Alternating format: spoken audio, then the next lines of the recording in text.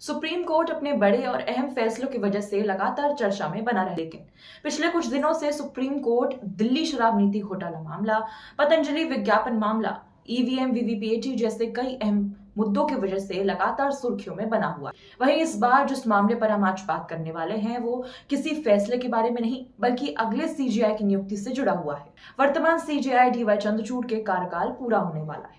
ऐसे में यह जानना बहुत जरूरी है कि अगले मुख्य न्यायाधीश आखिर कौन होंगे।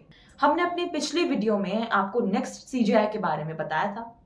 आप वह वीडियो हमारे चैनल पर देख सकते हैं। लेकिन क्या आप जानते हैं कि भारत के सिर्फ अगले ही नहीं बल्कि अगले 8 मुख्य न्यायाधीश की सूची तैयार है, जिसके जरिए भारत को उसकी पहली महिला मुख्य न्यायाधीश भी मिलेगी। पर इन 8 न्यायाधीशों में से 7 न्यायाधीशों का कार्यकाल 1 साल ही है, पर सिर्फ एक ही मुख्य न्यायाधीश ऐसे रहेंगे जिनका कार्यकाल 2 वर्ष का हो। ये न्यायाधीश एक ऐसे परिवार से हैं जिनके न सिर्फ पिता बल्कि दादा और परदादा भी वकालत से जुड़े हुए हैं। हम बात कर रहे हैं जस्टिस जेबी पर्दीवाला के बारे में, जो भारत के अगले 8 मुख्य न्यायाधीशों में से एक है।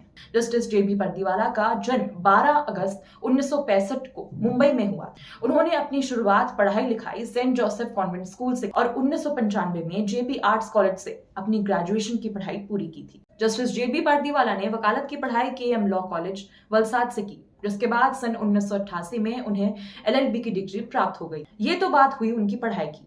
अब जानते हैं उनके प्रोफेशनल करियर के बारे में। साल 1989 में जस्टिस जेबी पर्दीवाला ने अपनी प्रैक्टिस शुरू की थी और साल 1990 में गुजरात हाई कोर्ट में बतौर वकील मुकदमे लड़े। पर साल 2002 में उनके करियर में ऐसा मोड़ आया जब सरकार ने उन्हें अपना स्टैंडिंग काउंसिल नियुक्त किया था। साथ ही साथ justice Pardiwala council of India की डिसिप्लिनरी कमेटी जैसे महत्वपूर्ण संस्था के सदस्य भी रहे। वकालत के साथ साथ justice Pardiwala Gujarat law Herald पत्रिका के संपादक भी रह चुके। गुजरात लॉ हेराल्ड पत्रिका काउंसिल ऑफ गुजरात द्वारा प्रकाशित की जाती थी। पर साल 2011 ये वो साल था जब जस्टिस पर्दीवाला ने पहली बार कोर्ट में एक वकील की हैसियत से नहीं बल्कि एक जज के रूप में कदम रखा। 17 फरवरी 2011 को गुजरात हाई कोर्ट ने उन्हें बतौर एडिशनल जज नियुक्त किया, जिसके बाद उनकी 28 जनवरी 2013 को तरक्की हुई थी।